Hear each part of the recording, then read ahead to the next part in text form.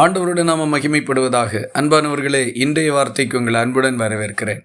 இன்றைய தியானத்துக்காக ஆதியாகமம் 26வது அதிகாரம் 3வது வசனத்தின் முதற் பகுதியை வாசிக்க கேட்போம். இந்த தேசத்திலே வாசம் பண்ணு, நான் உன்னோட கூட இருந்து உன்னை ஆசீர்வதிப்பேன்.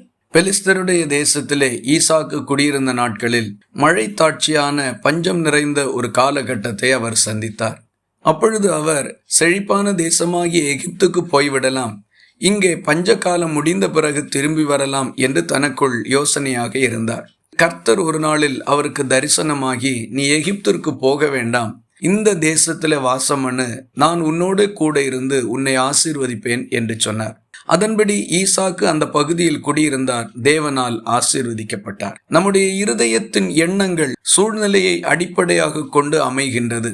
இதற்கு அப்பாலோ இதற்கு முன்னதாகவோ நம்மால் பார்ப்பதற்கோ சிந்திப்பதற்கோ முடியாமல் போகின்றது.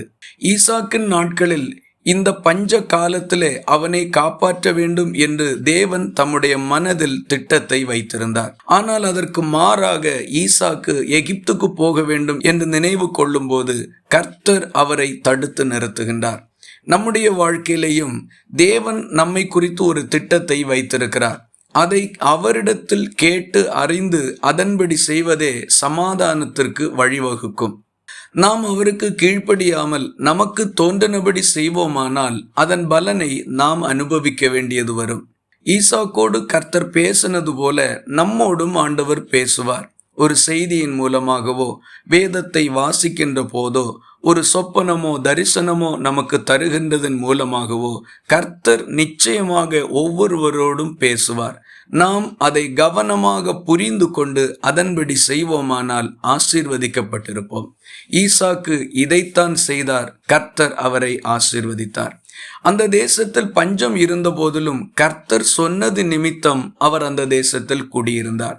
சில நேரங்களிலே சூழ்நிலையை அடிப்படையாக கொண்டு நாம் யோசிக்கும் போது தேவ திட்டங்களை நிறைவேற்ற முடியாத அளவுக்குரிய சந்தர்ப்பங்கள் அமைந்துவிடும். ஆகிலும் நாம் கர்த்தருக்கு கீழ்ப்படிந்து இருப்போமானால் அதன் பிந்தின காலங்கள் மிகவும் மேன்மையாக காணப்படும். ஆகவே சூழ்நிலையை அடிப்படையாக கொண்டு சொந்த எண்ணங்களிலே வாழாமல் தேவன் சொல்லுகிற வார்த்தைக்கு கீழ்ப்படிந்து அவருடைய விருப்பத்தின்படி வாழ்வோம், ஆசீர்வதிக்கப்பட்டிருப்போம்.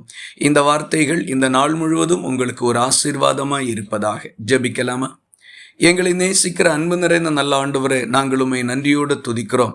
ஈசாக்கு சூழ்நிலையை பெரிதுபடுத்தாமல் நீர் சொன்ன வார்த்தைக்கு முக்கியத்துவம் கொடுத்து கீழ்ப்படிந்து நடந்தபோது உம்முடைய ஆசீர்வாதத்தை பெற்றுக்கொண்டது போல நாங்களும் எந்த சூழ்நிலையையும் அடிப்படையாக எடுத்துக்கொள்ளாமல் உம்முடைய வார்த்தைக்கு அப்படியே கீழ்ப்படியக்கூடிய நல்ல உள்ளத்தை தாரும். சூழ்நிலைக்கு ஏற்றாற்போல் சிந்திக்கக்கூடிய சிந்தைகள் எங்களிடத்தில் எழும்பாதபடி காத்துக்கொள்ளும். ஜெபத்தை கேட்டதற்காக ஸ்தோத்திரம். இயேசு கிறிஸ்து மூலம் வேண்டிக் கொள்கிறோம் எங்கள் அன்புள்ள நல்ல பிதாவே, ஆமீன். கர்த்தர் தாமே உங்களை ஆசீர்வதிப்பாராக.